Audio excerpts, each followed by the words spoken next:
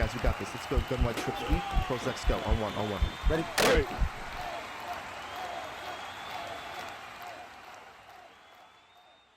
Every year in Madden, there's an overpowered blitz or defense that seems almost impossible to block, has good coverage, and somehow still does a good job stopping the run. This year, that blitz comes out of the $3.2 and it's called Spinner. Adding man coverage abilities like one step ahead or inside shade can really make this defense a headache to beat for anyone. In this MuttGG tip of the week, we're going to show you 5 easy to use tips on how to beat Spinner. Tip number 1, you want to add jailbreak screens to your offensive scheme. In real football, one of the most effective ways to slow down teams who want to blitz often is to utilize the screen game. They make them pay for that aggressive style of overcommitting resources to attack the quarterback.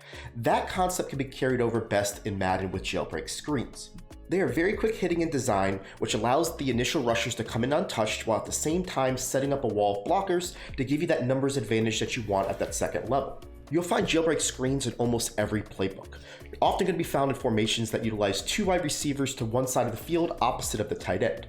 A well-timed jailbreak screen can take a simple, quick throw and turn into a huge gain, and should be mixing your offense right away to make your opponent pay for sending the blitz. So that brings us to tip number 2, which is to utilize the most effective blocking method to block Spinner. There's no question that Spinner is hard to block, so we're going to teach you a blocking tactic that will help you create more time for your quarterback to throw the ball.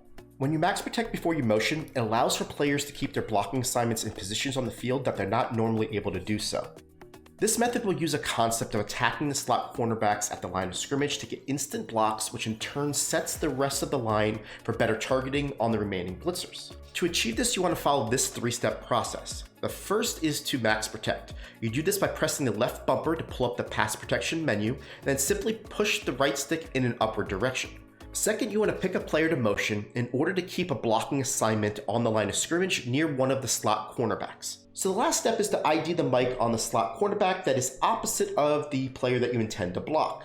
Now you do this by pressing the left bumper again, and then you can press the A button on the Xbox or the X on the PlayStation to control the movement of the M icon. From there, just toggle using your left stick until the M icon ends up on that slot cornerback that you desire to ID. This is going to set up your pass protection effectively to give you more time for your man-beating routes to beat their player. Now, speaking of man-beating routes, that brings us up to tip number 3, which is add curl routes to your offense in order to beat those one step ahead or inside-outside shade abilities that are associated with Spinner. Curl routes can come in many different forms, but all can be effective versus man coverage with the correct timing of the throw. We're going to highlight our favorite curl route as it's one of the best man-beating routes in all of the game. It has an inside release that'll help you push back the defender, and then it cuts to the inside right as the quarterback turns his hips. As you can see in these highlights, it creates a nice amount of space to catch the ball and avoid any knockout opportunity. Adding these types of routes to your offense can really open up the ability to attack all over the field. Now let's take a look at tip number 4, which is using motion to change matchups versus cover 0 defenses. Spinner by design is a send 7 all-out blitz that leaves 4 players left in man coverage. This style of defense is intended to try to disguise that it's sending the house, so it becomes very susceptible to motion and passing off assignments when facing certain alignments in Madden as well in real life.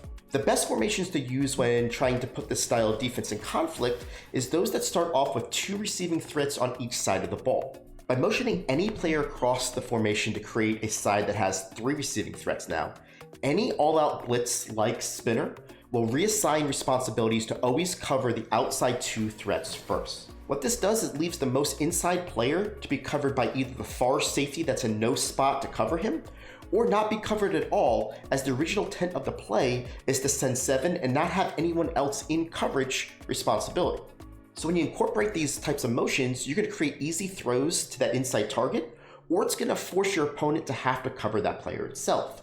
When you get them to do that, it's going to open up the whole middle of the field for you to throw quick passes without the threat of a user in the middle of the field to disrupt your timing. Now that brings us up to the tip number 5, which is how to attack Spinner using specific run plays. In this video, we're going to go over our favorite style run and explain why it's so effective versus Spinner. If you're interested in more run plays to move the ball versus these tough dollar defenses, make sure you check out one of our latest videos that we have on our YouTube channel. The link will be provided in the description for you. Our favorite style run play can be utilized out of shotgun or under center, as the formation alignment is the key. In this first example, we're choosing a play called halfback zone weak out of the single back wing flex close. The wide receiver alignment is the key to this play, as the blitzing slot cornerback will line up directly above the inside receiver, allowing for a quick and easy seal-off block. The zone weak run does a great job of being a quick handoff to the left-hand side. The left guard will attack directly at the linebacker at the second level, which really sets up some nice run lanes that often lead to big plays and touchdown opportunities. This next example comes out of the single back wing stack formation and is also called halfback zone weak. It is almost identical in alignment as the previous play, and as you can see, can also produce the same type of successful results. So now let's look at a shotgun formation that has the same type of alignment in the gun wing stack, and the play we want to call is the inside zone. With this play, you can either keep it tight around the left tackle for a huge chunk of yards, or you can keep it a bit more inside and dash the defense right up the middle and take it all the way home once you pass that first line of defense. In this last example, we want to show you the gun stack Y flex and the inside zone play. Even though the wide receivers are spread out a bit further from the previous plays, the slot cornerback aligns over the top receiver and will also get sealed off very easily, opening up that huge lane in which we're going to be able to run through. So in recap, when looking for run plays, you want to find formations that have two wide receivers that are close in alignment to the offensive line. Also want to make sure that the slot cornerback lines above the inside player, and from there call either inside zone when you're in shotgun or the halfback zone weak when you're in under center, and you're going to be able to dash spinner for some huge yards. If you've enjoyed these tips, please consider joining our Discord channel. It's completely free to join and is a great place to be part of a community of like-minded Madden players looking to get better at the game. This is AntCap24, and just wanted to let you know that we appreciate you watching this all the way to the end and look forward to seeing you again on the next MutGG tip of the week.